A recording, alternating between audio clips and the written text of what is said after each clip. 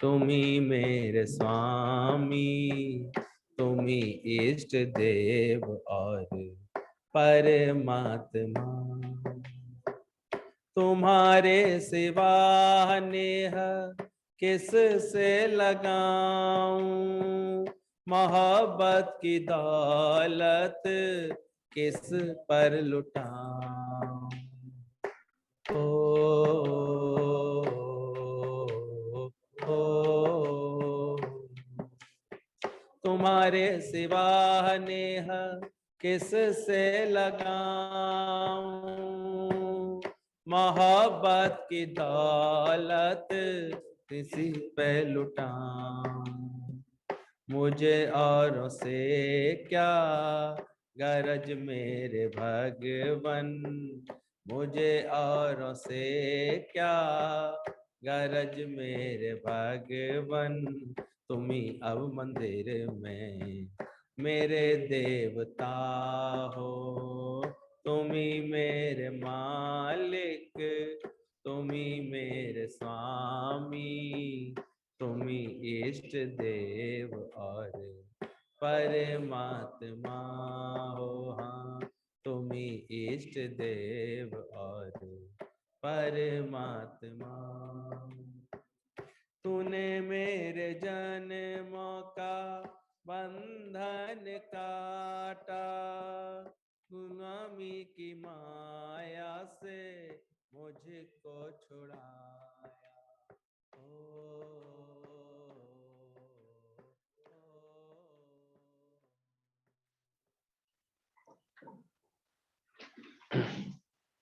जिसके अंतःकरण में अहंकार है वह कर्म नहीं करते हुए भी कर्म करता है, और अहंकार रहित धीर पुरुष कर्म करते हुए भी नहीं करता है। इस भेद को जब हमारा मन ठीक से समझ लेगा तो अहंकार के प्रति जो है सजग हो जाएगा कि अहंकार कराता क्या है हमारे जीवन से। अंतःकरण में अहंकार परमात्मा से एकमात्र जो दूरी बनाई है इस अहंकार के कारण होती है। इसलिए जो भी सही ज्ञान का अभ्यासी बनता है वो सहज अपने अहंकार को नाश करता है, अहंकार के पीछे पड़ के उसको मिटाता है। देखो, जब मैं भूली आपको तो भासे संसार, जब अहंकार मिटता है तो फिर केवल परमात्मा रह जाता है। क्योंकि जब ये बोध होगा कि सारी सृष्टि, whole world is filled with God, सब उस परमात्मा का ही रूपांतर है, परमात्मा की विस्तार है, परमात्मा का ही सारा फैलाव है। World is nothing extension of Lord. सिर्फ अहंकार के कारण हम अलग अलग नाम रूप में इसको जानते रहते हैं, अटकते रहते हैं, फंसते भी रहते हैं, और फिर कभी सुखी और कभी दुखी भी होते रहते हैं। उस अहंकार को जब मिटाने के लिए हम तैयार होने लगते हैं तो हमारी ज्ञान की यात्रा शुरू होती है, सत्संग की समझ मिलने लगती है। मिटेगी मैं तो प्रगटेगा ब्रह्म। तो जिसके अंतःकरण में अहंकार है अगर, तो वह कर्म ना करते हुए भी कर्म करता है। बाहर से तो संत, बाहर से तो ज्ञानी ध्यानी का अभिनय कर लेगा अच्छे से, लेकिन उसके बाद भी उसके कर्म बनेंगे, क्योंकि कर्म वो कर रहा है, उसका अभिमान पूरी तरह मिटा नहीं। मैं अच्छा, मैं ऐसा, मैं पुराना सत्संगी, मैं कब से गुरु के पास जाता हूँ, मेरी कैसी लगन है, ऐसे करके मैं उसकी बच्ची रह जाती है। सत्संग में आने वालों की बता रहे हैं। बाकी दुनिया में तो और तरह की मैं है ही है, हर तरह की। मैं माँ, मैं बाप, मेरी जिम्मेदारी, मेरा फर्ज, मेरा धर्म, मेरी ड्यूटी, तरह तरह की मैं जो है इंसान को जकड़े रहती है। तो बोला इसमें जिसमें अंतःकरण में अहंकार है जिसके बस, अब इसने अंतःकरण को साफ नहीं किया है। मन बुद्धि चित्त अहंकार, ये चारों अंतःकरण में बसते हैं, और अहंकार जब बसता है इसके अंदर तो कर्म भले बाहर से नहीं कर रहा है, बाहर से समाधि लगा के बैठा है, फिर भी ये जानना कि वो कर रहा है।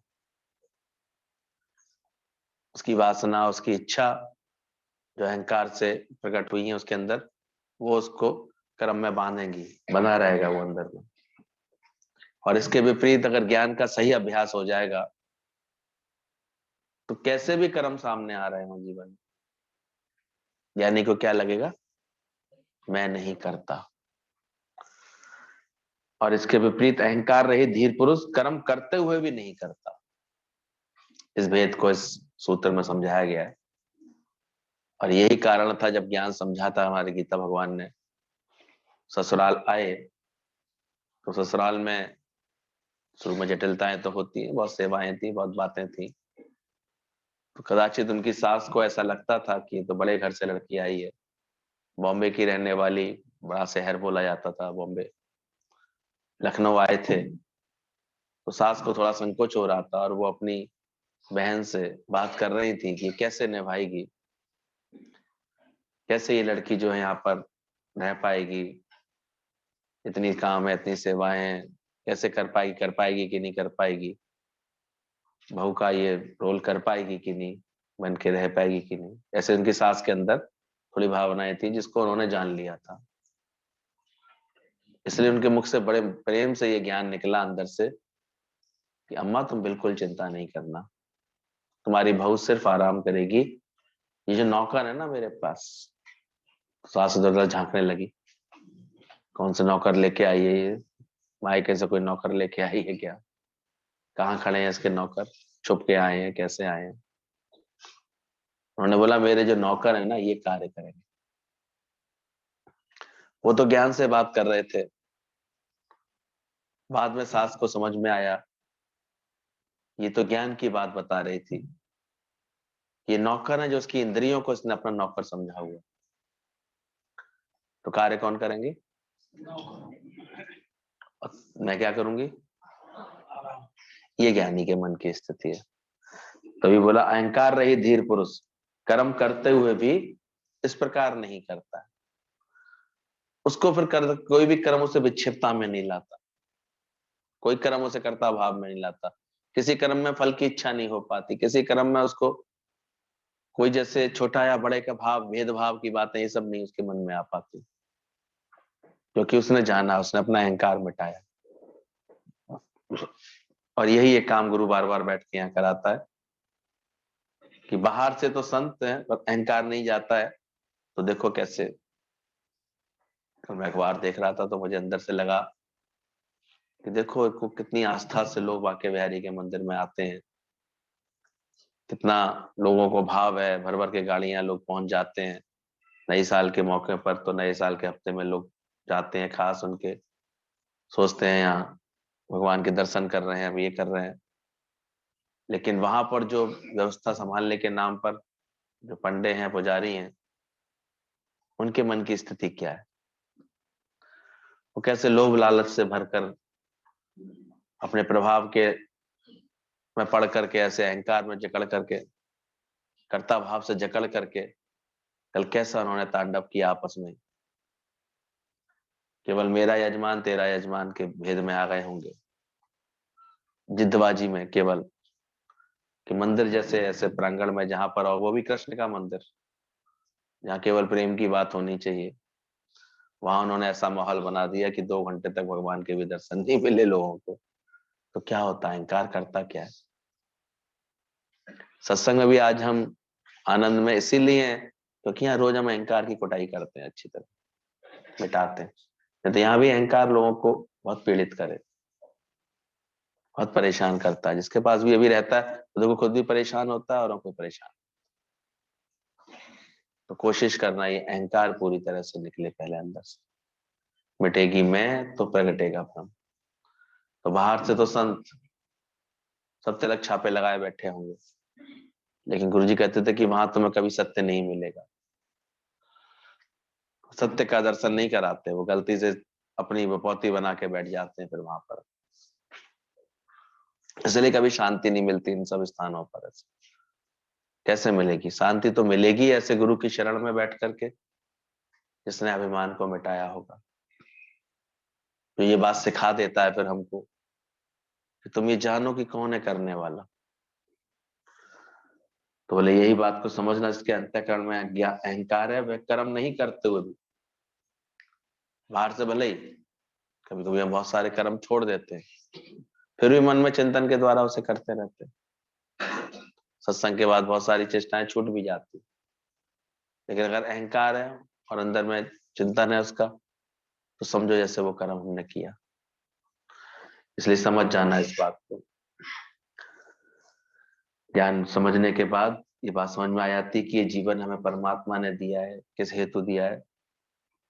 एक राजा का वजीर था, तो बड़ी निष्ठा से राजा की सेवा की थी, बहुत लगन से की थी, बहुत स्वामी भक्ति के साथ की थी राजा की सेवा। अचानक उसके शरीर पर कारण आया, शरीर उसका रोगी हुआ, तो वो लेटा हुआ था, राजा मिलने आया, कहता है तुमने मेरी इतनी अच्छी सेवा की है, इतना किया है, तुम जो मांगो मैं तुम्हें दे सकता हूँ, जो तुम कहो वो तुम्हें करूंगा, मैं राजा हूं, जो कहोगे मैं कर दूंगा। वजीर को वास्तव में ऐसा रोग था, ऐसे उसका, राजा मुझे केवल 2 घड़ी का जीवन दे दो, मेरी माँ आ रही है, मुझे खबर मिल गई है, वो चल चुकी है, वो आ जाए, इतना जीवन मुझे बस दे दो केवल। राजा ने कहा नो, वेरी सॉरी, ये 2 घड़ी का जीवन तो नहीं मैं दे सकता हूँ तुमको। तब वजीर ने कहा फिर ऐसा करो राजन, वो कॉपी और पेंसिल मुझे हाथ में दो। वजीर ने लिख करके दिया राजा को कि जिस राजा को मैंने पूरा जीवन दे दिया, हाय मेरा दुर्भाग्य। ऐसे करके लिखा कि जिस राजा को मैंने पूरा जीवन दिया, वो राजा मुझे 2 घड़ी का जीवन नहीं दे सकता। और मेरा कैसा दुर्भाग्य, जिस परमात्मा ने मुझे पूरा जीवन दिया, उसको मैं कभी एकाग्रचित्त से 2 घड़ी नहीं दे सका। इतना मैं संसार के इस भ्रम में पड़ा रहा। तो उसकी ये बात, राजा का भी विवेक खोल गई कि देखो हम करते क्या है। अभी देखा ना कितना गृहस्थ के नाम पर, मायावी ऐसे सुखों के नाम पर कितना फंसाए रखते हैं मन को हमेशा। अब चूंकि इतने फंसे हुए हो, तो फिर गुरु युक्ति सिखाता है, जोर नहीं छूटेगी। अब ये युक्तियां जरूर ऐसी लगाओ जीवन में कि छूट सको तुम। आज से अपनी ममता मिटाओ, आज से अपना अहंकार मिटाओ, आज से अपना कर्ता भाव मिटाओ, परमात्मा के लिए ऐसा प्रेम जगाओ, परमात्मा के लिए लगन लगाओ। गुरु के संग का शौक होने लगता है, तो धीरे धीरे ये रंग लगता है, फिर धीरे धीरे गुरु हमको छुड़वा देता है। पहले सलाह देता है कि ऐसे उड़ो, बाहर निकलो, फिर सलाह देता है कि ऐसे अभी बैठना भी पड़े तो किनारे होके बैठो, अपने पंख साफ कर लो, अपने अंदर के अज्ञान को मिटा लो। ये सत्संग इसी काम के लिए मिला हुआ है कि जो हम माया की पकड़ से, इस जंजाल से अपने को छुड़ा लें। लेकिन ये भी बात कोई बिरला समझ पाता, जिसको गुरु से बहुत प्रेम होता, नहीं तो नहीं समझ पाते। आते रहते हैं सत्संग, ये अंदर में जू नहीं रेंगती उनके कानों पर कि सत्संग हम क्यों आते हैं। भूल जाता है फिर यहाँ बैठ करके तो सोचेगा हाँ ऐसे संकल्प लेगा, लेकिन फिर पलट जाता है। तो वही समझ में आती है बात कि जिस भगवान ने हमको पूरा जीवन दिया, उसी के लिए लोगों के पास टाइम नहीं होता। तो फिर भी हमारे दादा लोगों का इतना शुक्राना है, गुरु जी का शुक्राना है, तो ऐसी लगन दे दी है उन्होंने कि हम लोग सब समय निकाल करके आते हैं, मिलते हैं, बैठते हैं, अभ्यास करते हैं। तो ध्यान रखना, जीवन में अपने अहंकार ही मूल पाप है। इसी से मनुष्य अपने को परमात्मा से भिन्न मानता है, इसी से उसमें कर्तापने का भाव आता है। इस कर्तापन के कारण वह कर्मों के कर्म फल का भोक्ता होता है। यदि अहंकार मिट जाए तो कर्तापने से वो मुक्त हो जाए, फिर वह सभी कर्मों को ईश्वरी समझ करके करेगा, अपने को निमित्त मात्र समझेगा।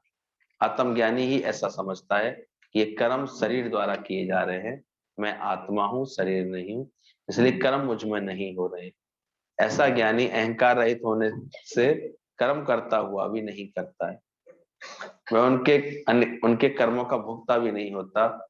उसके विपरीत अज्ञानी कर्म नहीं करता हुआ भी करता है, क्योंकि शरीर से किए जाने वाले कर्मों को रोक कर भी वह विचारों के द्वारा उन कर्मों को कर लेता है।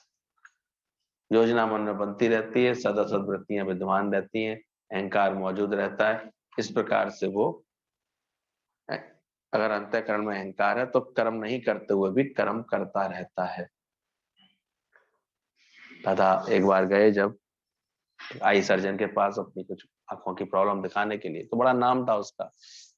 नाम होता है तो देखते हैं लोगों को बस कभी नाम मिलने लगे, कीर्ति मिलने लगे, प्रशंसा मिल, ये एक जैसे एक जहर बन जाती है उसके लिए। अभी कितना को हम देखते हैं, कहीं अगर मान सम्मान देने की बात आ जाए, देखो आपको लिया पुराना आ जाए, आप तो इतनी खबर दे तो आपका यहाँ पर सम्मान होगा, तो क्या होता है, वहां का प्रोग्राम बन जाएगा, नहीं बन जाएगा। सत्संग में आते आते भी रुक जाते हैं, अरे यहाँ कोई पूछता भी तो है। ईमान बढ़ाई जब से आई, इसलिए बोला गया किस्मत मेरी फूटी, स्वामी स्वामी भजने लगे तो लगन राम। तो होता है, और फिर जो आदमी के अगर अहंकार है अंदर में तो छुपता भी नहीं है। अगर एक आध बार प्रशंसा की घूंट पी ली है तो फिर लगता है और करें मेरी प्रशंसा लोग, लोगों को पता तो लगे मैं कितना बड़ा, कैसा आदमी हूँ, मैं कितना बड़ा काम करता हूँ, मैं कैसे करता हूँ, पता तो लगे, ऐसे भी लगता रहता है। तो ईमान बढ़ाई ऐसी होती है, जो सजग रहते हैं वो इसमें सावधान रहते हैं, वो कभी भी किसी प्रशंसा में ऐसे इतराते नहीं है, ऐसे समझ जाते हैं, क्योंकि कर्ता भाव गुम होता है उनका। तो राजा दादा गए जब उसके पास, तो आई सर्जन को बहुत ऐसे था, तो बताने लगा मैंने इतने केस किए हैं, इतने ऐसे सब किए हैं, मैं इतना ऐसे ऑपरेशन होते भी हैं। जब कोई बड़ा आदमी थोड़ा बड़ा हो जाए तो दो चार ऐसे भी लोग संग घूमते हैं उनके, जो उनकी बड़ी सोड़ भलाई सी करते रहते हैं, बड़ी प्रशंसा करते रहते हैं।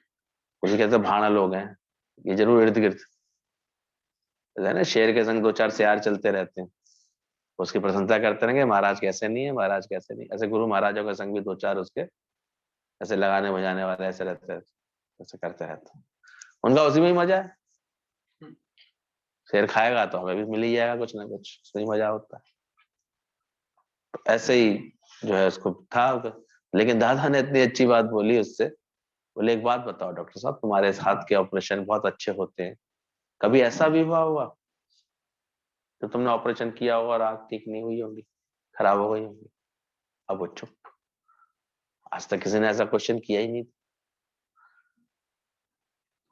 बोले कभी ऐसा भी तो हुआ होगा कि आपने किसी का ऑपरेशन किया होगा, खराब हुई होगी आंखें? तो चुपचाप बोलता हाँ ऐसा भी होता है कभी कभी। तो बोले वो फिर किसने किया?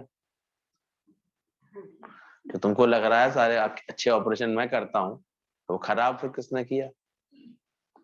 अब तो उससे कुछ बोला ही नहीं गया, पकड़ा गया, पर मैं नहीं पकड़ पाता सबके अहंकार को। तो तुमसे कभी कोई अच्छे कार्य होते हैं तो बुरे काम फिर किससे होते हैं? गलतियां किससे होती हैं? खराबियां किससे होती हैं? तो इसलिए अच्छे कार्यों का भी क्या श्रेय लेना, प्रशंसा भी क्या करना, क्या सोचना उसके बारे में। ये सावधानी गुरु हमें सिखा देता है धीरे धीरे। जब अहंकार मिट जाता है तो ये बात समझ में आ जाती है कि सब अपने प्रारब्ध का कार्य, सब अपने प्रारब्ध का लेके जाते हैं।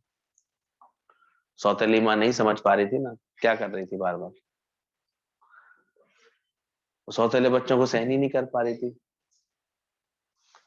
उसे लगता था ये खा रहे हैं, मेरे पति कमा रहे हैं, मेरे बच्चों का हक इनको मिलेगा, ऐसे करके अंदर ही अंदर उसने उनके लिए द्वेष पाल लिया था, बच्चों के लिए। होते हैं ऐसी बुद्धि के लोग होते हैं।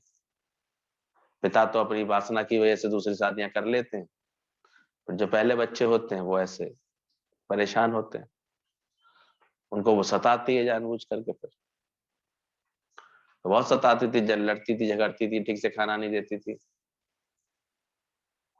होता ही है। और ऐसे में सुख सुख तो है नहीं किसी के पास, कलेश है तो सबसे ज्यादा पिटते कौन है? अब देखा करो दुनिया में, अहंकार लड़ा रहा है सबको आपस में, और विक्षिप्तता पड़ती है आकर के निकलती तो बच्चों के ऊपर, तो सतोले बच्चे पिटते थे वो। एक दिन तो उसने अति कर दी, बिल्कुल घर से ही निकाल दिया उनको, निकलो बाहर, तुम्हें रहने की जरूरत नहीं, खबरदार जो इस घर में रहे। निकाल दिए, बेचारे जाने लगे, मासूम बच्चे थे, जाने लगे। अब जाने लगे तो उसके सर पर वो गठरी दिखाई दी उसको, कि गठरी लेके जा रहे हैं। कहती है सर जरा जरा लौट के आ, लौट के। क्या लेके जा रहे हो, क्या लेके आ रहे हो? अब बच्चे पलट के जैसे घर के पास आए तो गठरी गायब हो जाए। बड़ी हैरान वो, सब ऐसे बोले भ्रम हुआ था मुझे, क्या लगा था ऐसे कुछ लेके जा रहे हैं गठरी बांध कर। फिर उसे वापस भगा दिया उन्होंने, बच्चे भागो यहाँ से, चले जाओ यहाँ से। फिर वो गए, तो जब दूर पहुंचे तो फिर गठरी उनके सर पर रखी दिखाई दी। फिर वो ऐसे उसने बुलाया, फिर गठरी गायब हो जाए। बार बार भेजे, वो बच्चे दूर हो जाए घर से तो फिर गठरी दिखाई दे, घर के निकट आ जाए तो गठरी गायब हो जाए। बड़ी हैरान वो। एक संत देख रहा था एक माजरा, तो हंसने लगा। बोले हंस क्यों रहे हो? बोले तुम्हारी मूर्खता पे हंस रहा हूँ। बोले क्या? बोले तुमको ये जो मूर्खता पड़ रही है कि तुम खिला रही हो, तुम किसी को पाल रही हो, तुम किसी को कर रही हो, ये मूर्खता है तुम्हारी। हकीकत तो ये है कि अपनी प्रारब्ध खुद खाते हैं, प्रारब्ध लेके आते हैं। हर एक जीव इस जगत में अपनी प्रारब्ध लेकर के आया है, और जीवन भर माता पिता मूर्ख से बने रहते हैं। हम खिलाते हैं, हम पालते हैं, हम नहीं करेंगे तो कौन करेगा? हमें करना पड़ेगा। कोई दादाजी ने बताया, गुरुजी ने, कि कैसे राम तीर्थ ने कहाँ छोड़ दिए थे बच्चों को, फिर भी एक बैरिस्टर बना, एक बैंक में पहुंचा, ऐसे अच्छे बड़े पोस्ट पे पहुंचा। अभी बता रहे थे कि वो मंदिर पर छोड़ गए थे बच्चों को, लेकिन इतने अच्छे पले, इतने अच्छे बड़े वो। ये तो अभी की कितनी घटना ऐसी देखी जाती है। तो कौन खिलावे, कौन चलावे? पर अहंकार के कारण हमें क्या लगता है, मैं कर रहा हूँ, मुझे करना पड़ेगा, मैं नहीं देखूंगा बच्चों को। बच्चों की वजह से कितना उलझे भी रहते हैं, टेंशन करते रहते हैं। तुम क्या करोगे? तेरे हाथ में है क्या? कहाँ से खाएंगे, कल कैसे खाएंगे? उनकी प्रारब्ध बनी होगी। रिक्शा खींच के खानी होगी तो वैसे ही बनी होगी। सेठ बन, बस तुम्हें तो अच्छा सेठ बनाना है उसको जल्दी से। अब नहीं होगा उसकी प्रारब्ध तो कैसे बना लो? जैसी प्रारब्ध होगी उसकी, वो खाएगा अपने आप से। तो गुरु आके हमारे ही अहंकार को मिटवाता है। तो अपना अहंकार मिटाओ, कौन चलावे। इसलिए देखो, उनकी अगर प्रारब्ध होती तो देखो वैसे बन जाते हैं, अपने आप ही बन जाती है, व्यवस्था बन जाती है। और नहीं तो पीछे पड़े रहो तो भी कुछ नहीं करते दिखाई देते हैं। माँ पीछे पड़ी रही, अपना माइग्रेन कर लिया, बोल बोल के, टोक टोक के, कह के पढ़ ले पढ़ ले पढ़ ले। और वो पढ़ता नहीं था तो उसको सर में दर्द रहता था हमेशा। लेकिन बच्चे को तो व्यापार में चमकना था, वो उसमें चमक गया जाकर। तो प्रारब्ध मिलती है कि नहीं मिलती? तो हर एक को उसकी प्रारब्ध मिलती है। पहले ये विश्वास करें अंदर से, ज्ञान रखे अंदर से, तो कर्ता भाव से बचे। तो अहंकार रही धीर पुरुष बनाए अपने जीवन को।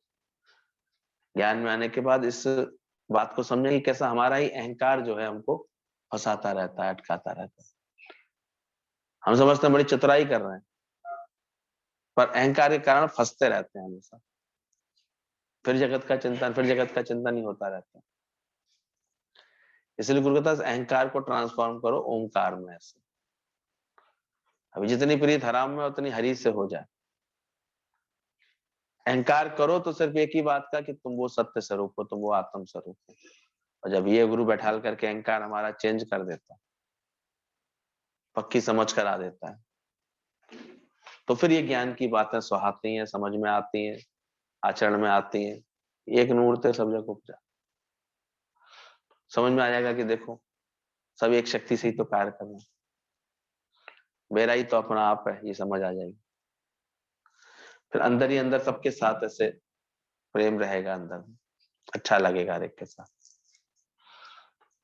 कहते हैं हिटलर ने अपने जैसे 7-8 लोग इकट्ठे एक से पुतले बना रखे थे, 8 पुतले,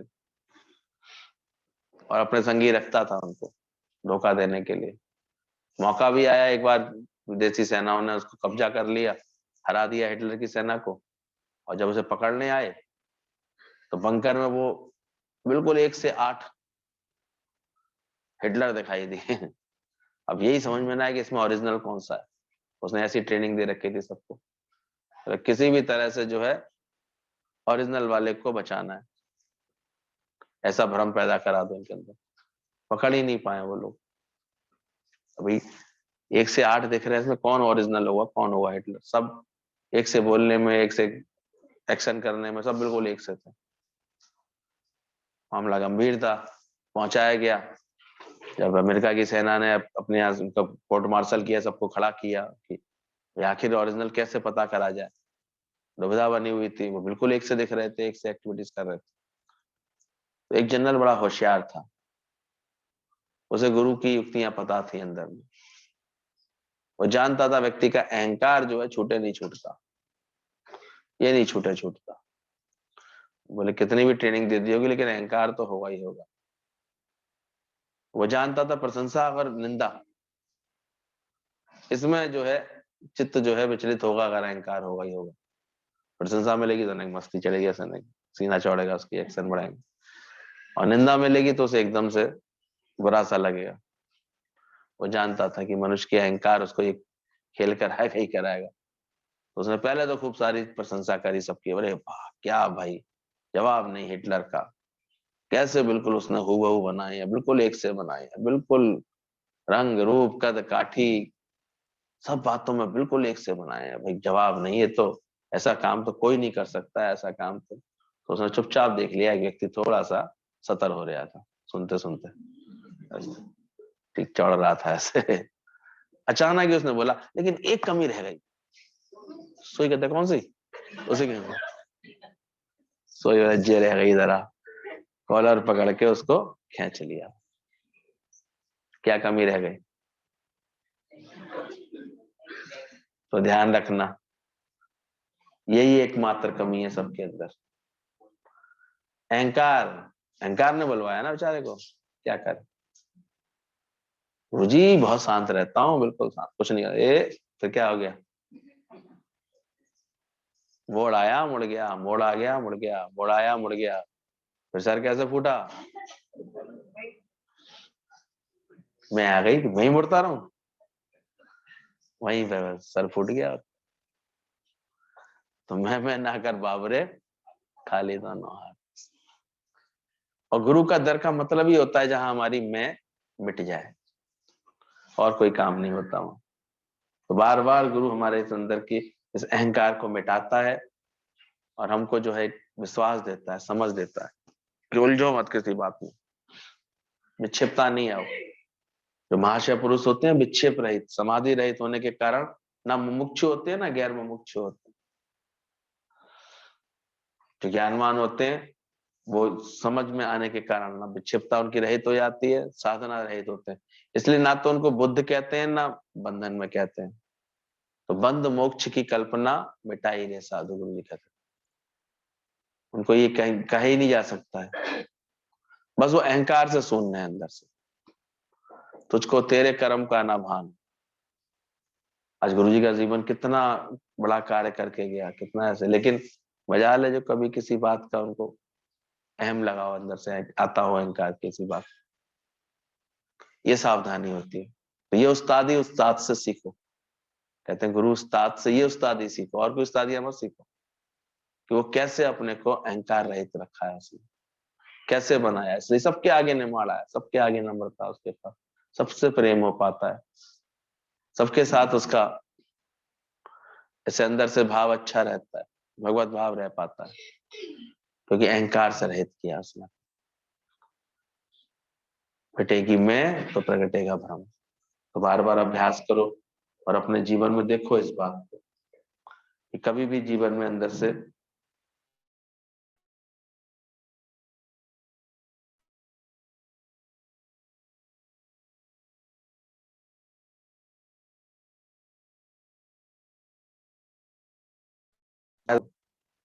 जब तक कुल सुधर जाए।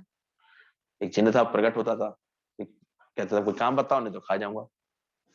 मालिक कोई खाने आता है, जिंदगी कथाएं होती हैं वो इस तरह की होती है, या तो उन्हें काम बताओ, नहीं तो किसे खाने आता है? उसी को जिसने पैदा किया होता है। तो बार बार उसे काम बताता था, वो काम तो तुरंत करे आता था, अब फिर काम बताओ, फिर काम बताओ, परेशान हो गया। भागा भागा गुरु के पास गया, बोले गुरु जी मुझे छुड़ाओ इस जिन्न से, ही तो मेरे पीछे ही पड़ गया, कितने काम करूं, कितने काम बताऊं उसको, इसको तो काम है, अब ये प्रकट हो चुका है, अभी क्या करा जाए।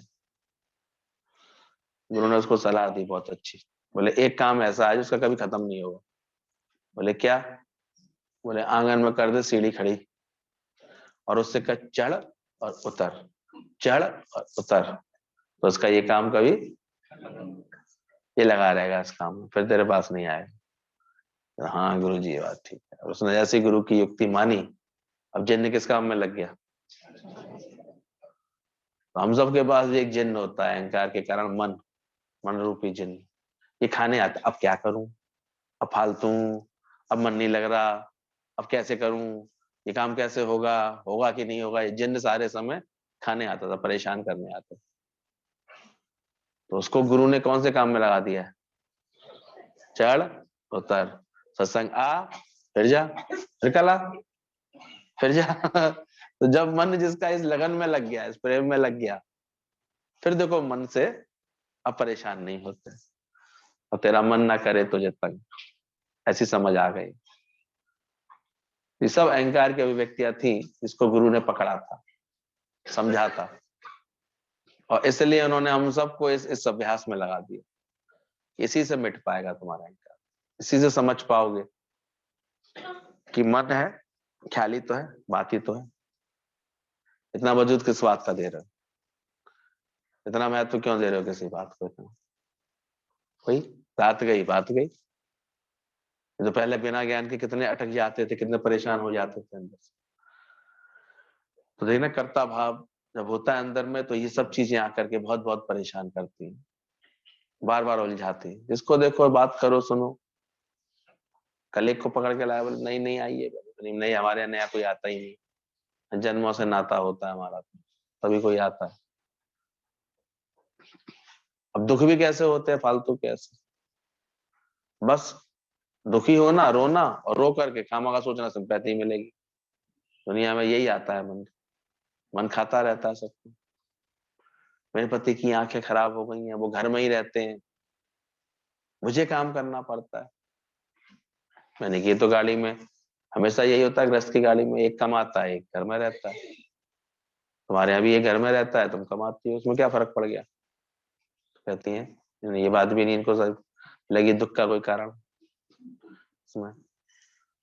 मैंने कहा शुक्राना के तो 50 कारण है देखा जाए तो।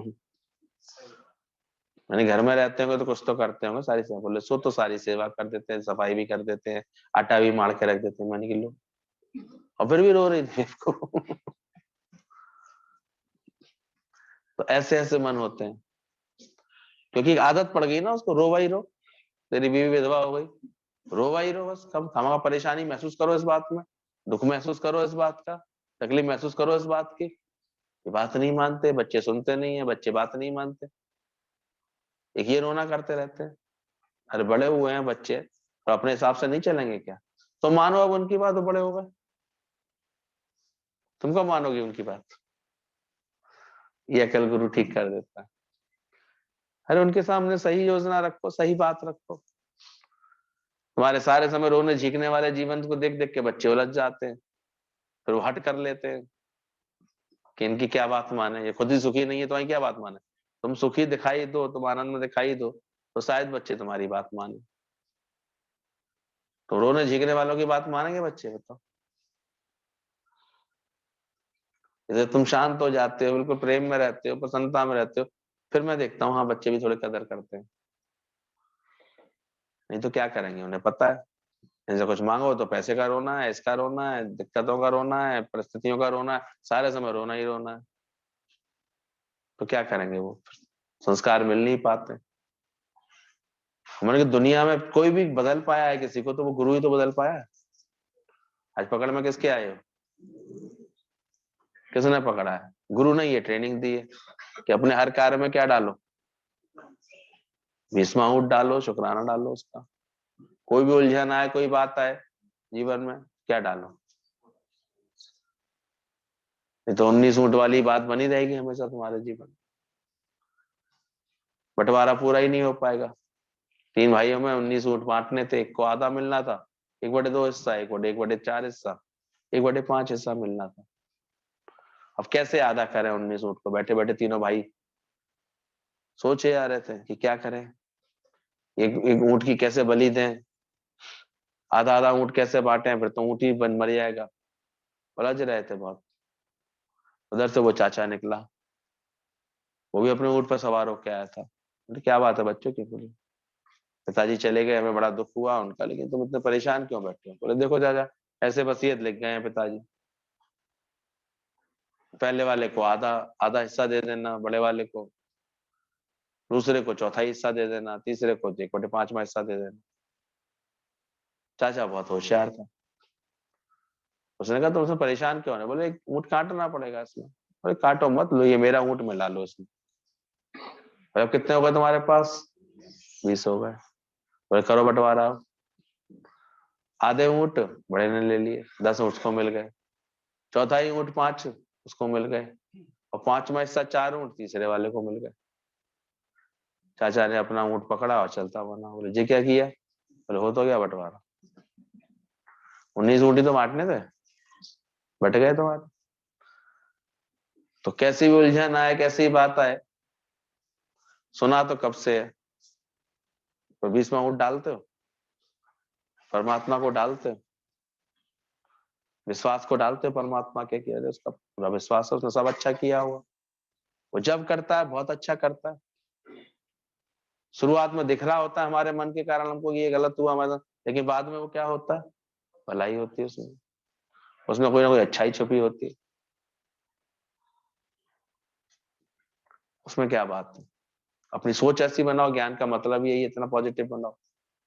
कैसी भी हालात है, बातें, अब कैसा भी कोई क्रॉस करे, तुम क्या करो? पलट के प्लस कर दो। कोई कैसा ही बोले, कैसी बात करे, प्लस करो इतना अंदर से। अंदर से ऐसी लगन रखो, अंदर से अपने अभ्यास में लगे रहो। इस मन जिन्न को क्या काम दे दो, तो सत्संग इसमें इसका ये लगा रहेगा। जिसका मन अच्छे से हम देखते हैं सत्संग में लग गया, ज्ञान की बातों में लग गया, गुरु के संग में लग गया, छूट जाती है उसकी सारी बातें। और कौन क्या तरीका है? कोई और तो बदल नहीं पाया इसको। तो गुरु छुड़वा देता सारा करता पर, सारा अंदर से ये अहंकार हमारा मिटवा देता है। तो जब गुरु मिल जाए जीवन में, तो जरूर अपने जीवन को ऐसे ज्ञान में रंग लेना, सच में रंग लेना, समझा देना इसको अच्छे से। कुछ नहीं मिलेगा दुनिया से बेकरारी के सिर्फ। सत्संग पक्का रखो अंदर से, ज्ञान की समझ पक्की रखो, और प्रेम से अंदर से डूबे रहो। अपने अहंकार को पहचानते रहना, उलझाने वाला सिर्फ हमारा अहंकार होता है, कुछ नहीं। मिटेगी मैं तो प्रकट हो जाएगा ब्रह्म, परमात्मा प्रकट होगा। क्या ख्याल है, कौन से भाव में रहने हैं? अहंकार सहित कि अहंकार रहित? कैसे रहने का मन करता है? अहंकार रहित हो जाओगे तो ऐसे महाशय जो है फिर कर्म करते हुए भी, कैसे भी कर्म करते हुए क्या जानते हैं? गुण ही गुण में वर्त रहे। वो हमेशा क्या जानती हैं कि मेरी नौकर मेरी सेवा कर रहे हैं। तो नौकर जाना है तुमने अपने इंद्रियों को? कौन करता है?